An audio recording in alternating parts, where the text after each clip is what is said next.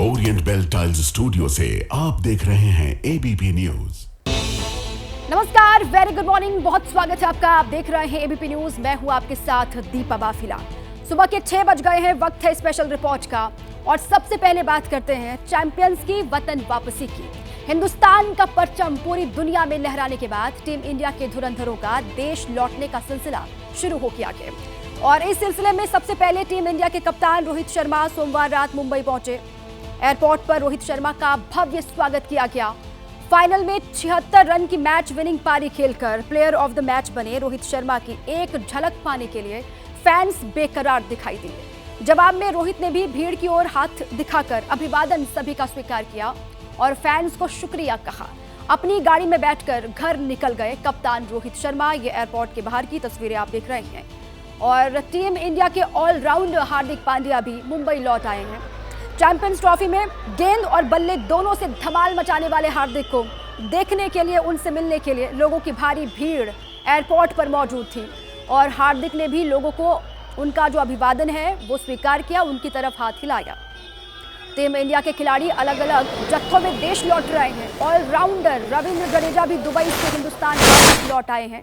Jadeja Chennai airport पहुंचे और champions trophy में टीम इंडिया के अजय अभियान में रविंद्र जडेजा की बैटिंग और बॉलिंग दोनों का अहम योगदान रहा और उसी का नतीजा है कि टीम इंडिया चैंपियंस ट्रॉफी जीत सकी और 12 साल का जो सूखा है वो खत्म हुआ। तो सभी खिलाड़ी वतन वापस लौट रहे हैं। इसके बाद दुबई से टीम इंडिया के खिलाड़ियों के लौटने का जो सिलसिला है वो दिखाई दिया। अक्षर पटेल भी जो है वापस लौट आए हैं। अक्षर पटेल बीती रात अहमदाबाद एयरपोर्ट पहुंचे, जहां उनकी एक झलक पाने के लिए लोगों को की भीड़ दिखाई दी। भारत माता की जय के नारे गूंजते हुए दिखाई दिए। अक्षर ने फैंस का अभिवादन स्वीकार किया और एयरपोर्ट से घर रवाना हो गए अक्षर पटेल।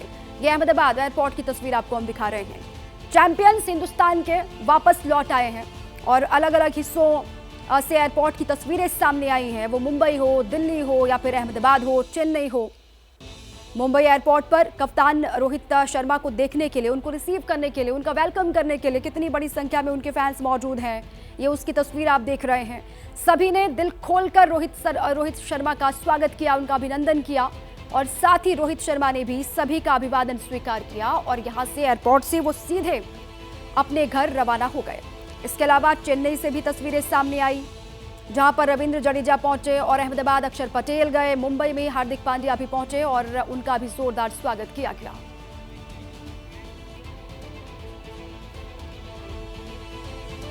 तो देखिए, एक और चैंपियंस दुबई से वापस हिंदुस्तान आ रहे हैं, उनका जोरदार स्वागत किया जा रहा है, जश्न मनाया जा रहा है। तो दूसरी ओर कुछ ऐसी तस्वीरें भी देश के सामने आई जिनमें भारत की जीत के जश्न का विरोध किया गया।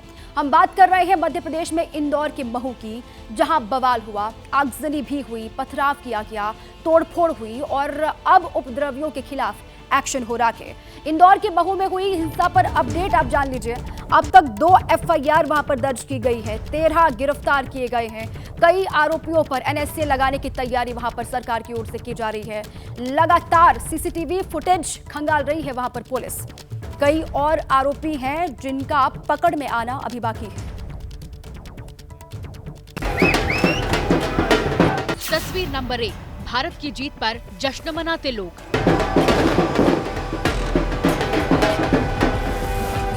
तस्वीर नंबर 2, जीत के जश्न के दौरान पत्थरबाजी।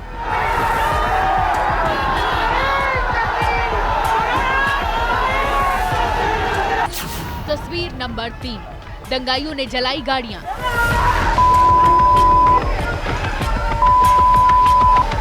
और तस्वीर नंबर 4, पुलिस ने संभाला मोर्चा।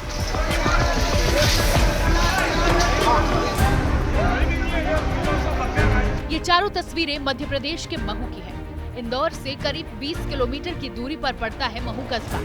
यहाँ का अपना ऐतिहासिक महत्व है, लेकिन रविवार रात से महू दंगाइयों की वजह से चर्चा में है। दंगाइयों ने रविवार की रात इन गाड़ियों में आग लगा दी, कार और स्कूटी फूंक डाली।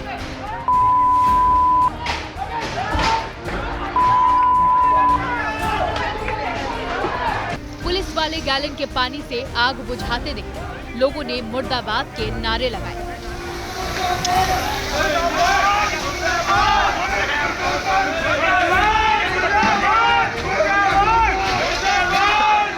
घटना की शुरुआत हुई रात करीब 10 बजे के आसपास।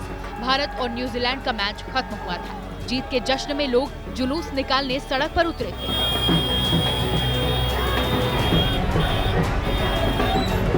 किसी के हाथ में तिरंगा झंडा था तो किसी ने रौद्र रूप वाले बजरंग बली की तस्वीर का भगवा झंडा ले रखा था। भारत की जीत का जश्न मना रहे कुछ लोग पैदल चल रहे थे तो कुछ लोग बाइक और गाड़ियों पर सवार थे।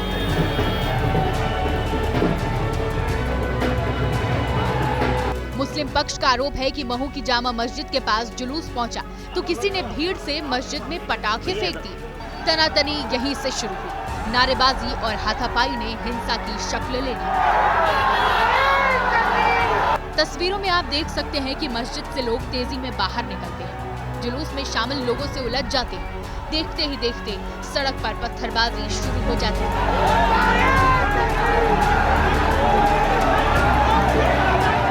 गली से पत्थरबाजी का वीडियो स्थानीय लोगों ने मोबाइल कैमरे में कैद किया है।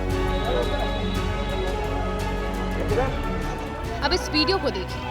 कुछ दंगाई गली के बीचों बीच एक स्कूटी को ईंट पत्थरों से तोड़ रहे हैं।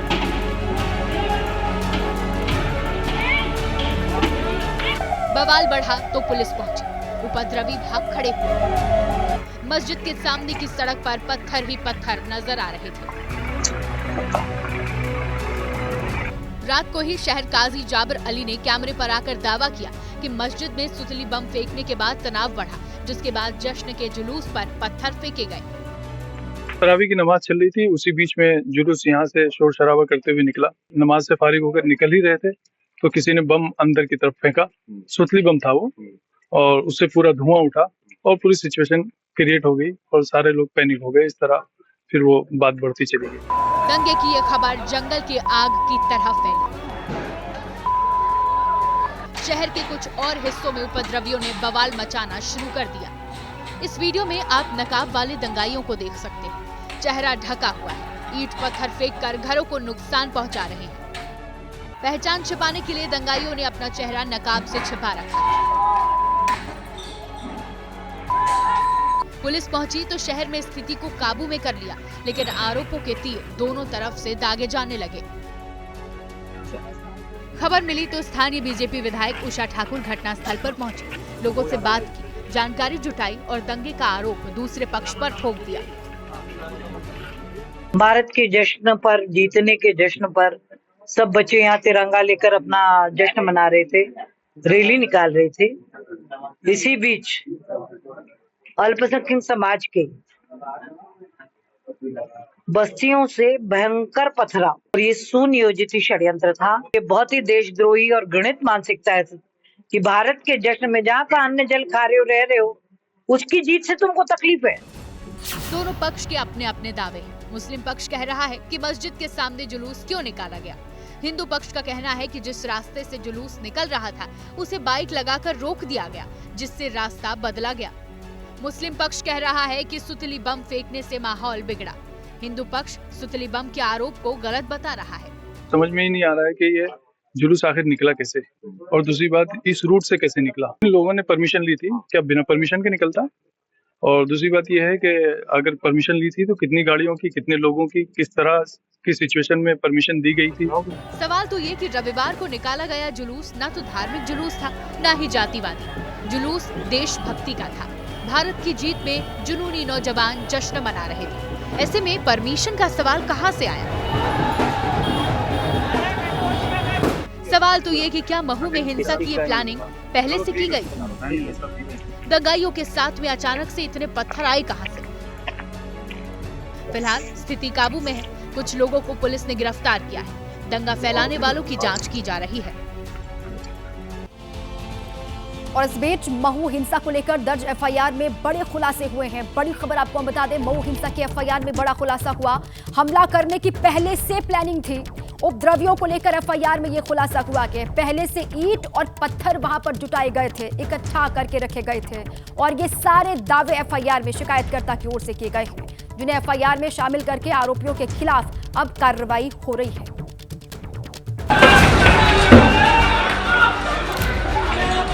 1, 2, 3, 4, 5 गिनते जाइए और इन चेहरों को देखते जाइए। महू के ये वो उपद्रवी हैं जिन्होंने शहर की शांति को तहस नहस किया है।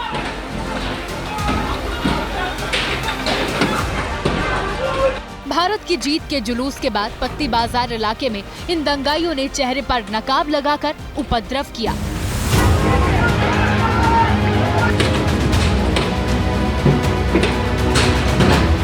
एबीपी न्यूज के रिपोर्टर अंबुज पांडे ग्राउंड जीरो पर पहुंचे, जहां दंगे के बाद के निशान दिन में चीख कर हिंसा की गवाही दे रहे थे।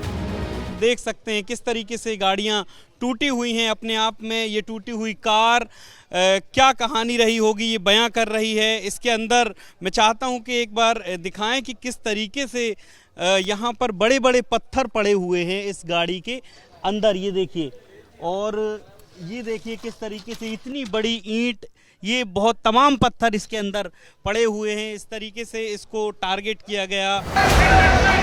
महू के उपद्रवियों ने गाड़ियों में आग लगाई, दुकानों में तोड़फोड़ की। एबीपी न्यूज के कैमरे पर पीड़ितों ने आप बीती बताई। मैच की रैली निकल रही थी, उसके बाद अचानक से उधर से भगते हुआ इधर से भगते हुआ वो पथराव चालू कर दिए। ऊपर तीसरी मंजिल तक देखिए निशान दिख रहे हैं, इतनी ऊपर तक पथराव करा। यहाँ पर जितनी गाड़ियाँ थी सभी में तोड़फोड़ करी, आग लगाई। गाड़ियाँ इकट्ठी करी हैं और यहाँ थर्माकोल रखे हैं, सब जमा के फिर आग लगाई है। और यहाँ पे कोई भी दूसरा पक्ष का नहीं था। पेट्रोल बम लगा के वके हैं और आग उसी तरह लगाई गई है। जिस जामा मस्जिद इलाके में हिंसा की शुरुआत हुई, एबीपी न्यूज की टीम दिन में वहां भी पहुंची और हिंसा की हकीकत को जानने की कोशिश की।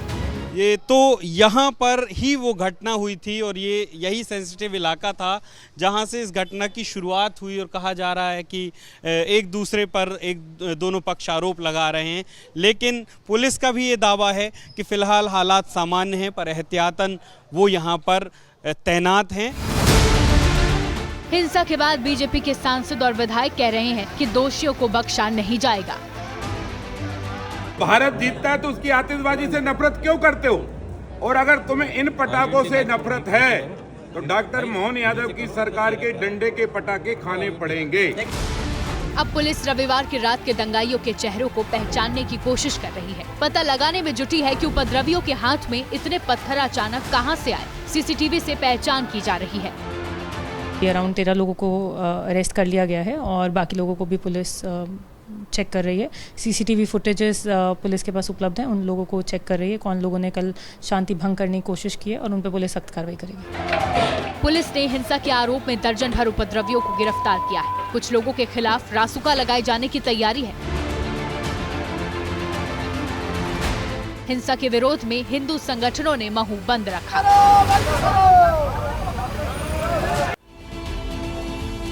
अब आगे बढ़ते हैं। खबर छत्तीसगढ़ से है, जहां पूर्व मुख्यमंत्री भूपेश बघेल के घर ईडी की छापेमारी से सियासी बवाल मच गया है। ईडी की टीम ने आज भूपेश बघेल के बेटे को बुलाया है। चैतन्य बघेल को आज पूछताछ के लिए ईडी की ओर से बुलाया गया है।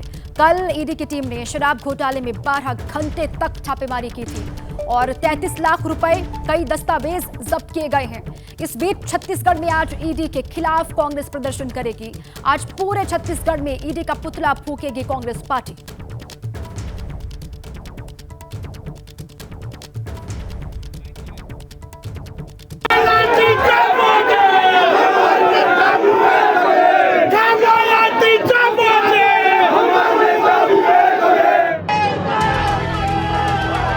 तस्वीर छत्तीसगढ़ के भिलाई की है, जहां पूर्व मुख्यमंत्री भूपेश बघेल के घर ईडी ने छापेमारी की, लेकिन रेड खत्म कर ईडी की टीम जैसे ही बाहर निकली, वैसे ही बघेल के समर्थक सामने आए। जांच टीम को घेर लिया, गाड़ियों पर चढ़ गए और हमला किया। हालांकि सुरक्षा का बंदोबस्त पहले से तगड़ा था, ऐसे में जल्द ही ईडी वालों को सुरक्षित निकाल लिया गया। दरअसल बघेल के घर ईडी की टीम के पहुंचते ही बड़ी संख्या में उनके समर्थक भी पहुंच गए थे और फिर अंदर छापेमारी और बाहर नारेबाजी चलती रही। इसी बीच खबर आई कि रेड के दौरान ईडी ने नोट गिनने और सोना जांचने की मशीनें भी मंगवाई। बाद में जब छापेमारी पूरी हुई, जांच टीम निकली तो टकराव की ये तस्वीर सामने आई। इसके बाद बघेल ने समर्थकों का शुक्रिया अदा किया और बीजेपी सरकार पर बदले की कार्रवाई का आरोप लगाया।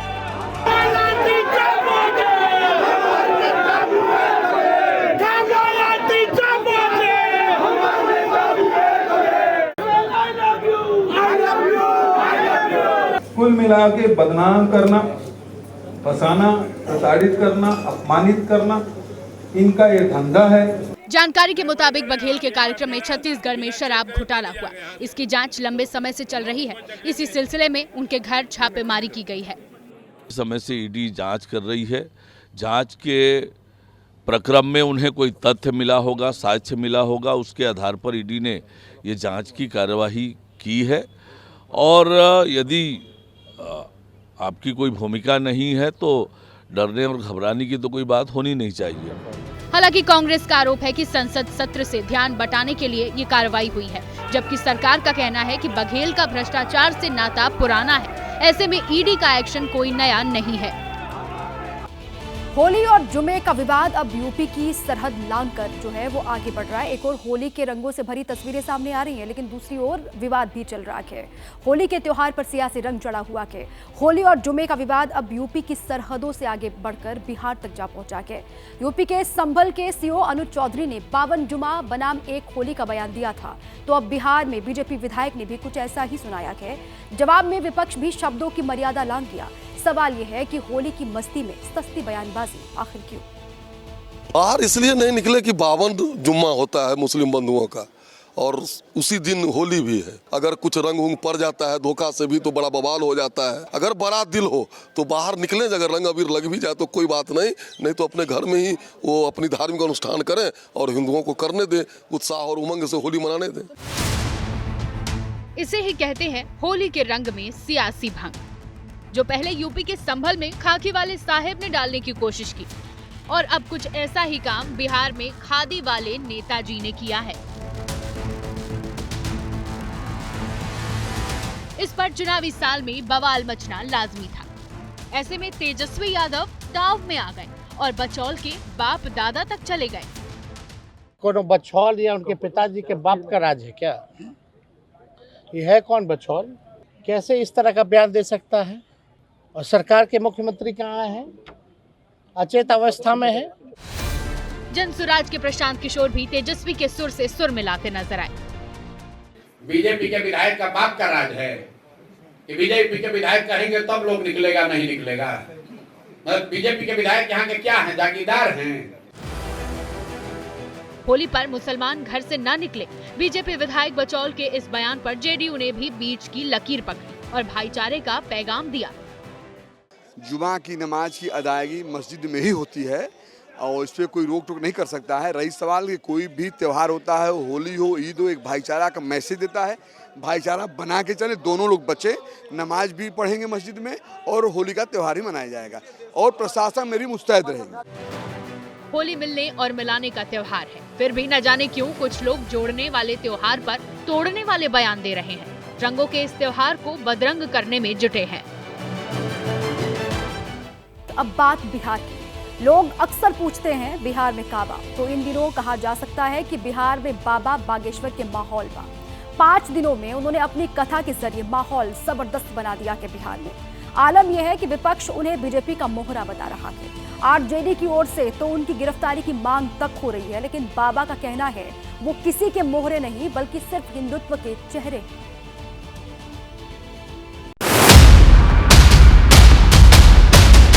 भारत हिंदू राष्ट्र की, भारत हिंदू राष्ट्र की जय सिया राम। भगवाए हिंद कहोगे, हम भगवाए हिंद कहेंगे।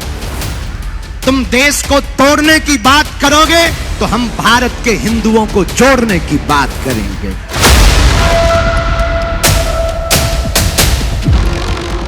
तुम हमारा साथ भर दो, हम तुम्हें हिंदू राष्ट्र देंगे।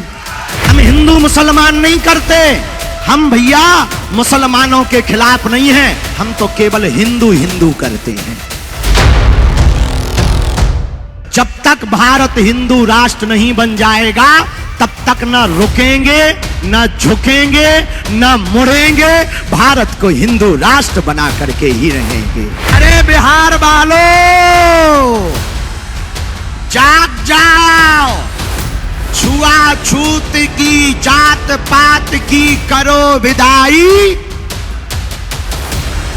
अरे जोर से बोलो, जात पात की करो विदाई। हम सब हिंदू।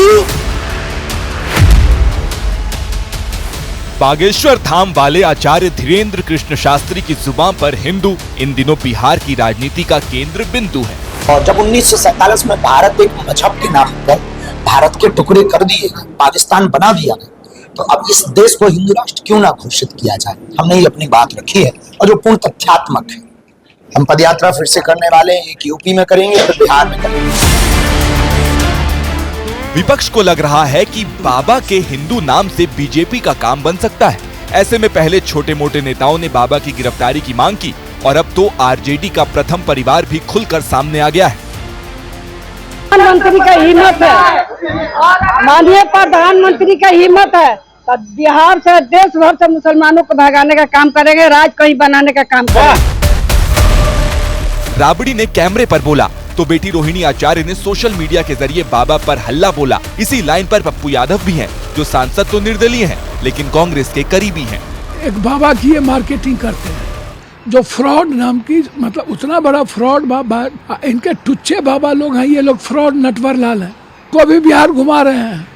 बीजेपी हमेशा बाबाओं पर और गलत चीजों पर भरोसा करके चुनाव जीतती है।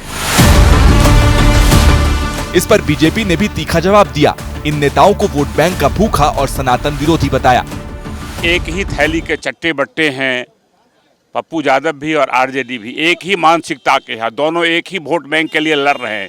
ये वोट बैंक की राजनीति के कारण ऐसा करते हैं, मुसलमानों को खुश करना चाहते हैं। बाबा बागेश्वर की बिहार यात्रा धार्मिक थी। उन्होंने गोपालगंज में एक श्रद्धालु के निवेदन पर हनुमंत कथा की, लेकिन आरजेडी को लगता है कि उनकी बिहार यात्रा के पीछे बीजेपी है। तो दिल्ली में बैठा बाबा है ना, वो दाढ़ी वाला, उसी का ये सब चेला लोग है। जितना बिहार में आ रहा है वो सब चेला है। लेकिन आचार्य धीरेन्द्र ने ऐसे आरोपों को सिरे से नकारा है। उन्होंने दो टूक कहा कि उनका काम किसी को जिताना या हराना नहीं, बल्कि हिंदुओं को जगाना है। ना तो हमें नेता बनना है, ना हमें चुनाव लड़ना है, ना हमें किसी को जिताना है, ना किसी को हराना है। हमें तो भारत बचाना है और हिंदुओं को जगाना है। 5 दिन की बिहार यात्रा में आचार्य धीरेन्द्र बांका भी गए, जहां उन्होंने यज्ञ और मंदिर की प्राण प्रतिष्ठा में हिस्सा लिया। उनका मुख्य पड़ाव गोपालगंज था, जहां उन्होंने 5 दिन तक हनुमंत कथा की, हिंदू राष्ट्र की अलख जगाई, जिस पर बिहार की सियासत गर्मा गई है। तो बिहार में इसी साल चुनाव है और इसीलिए ये सियासी बवाल है।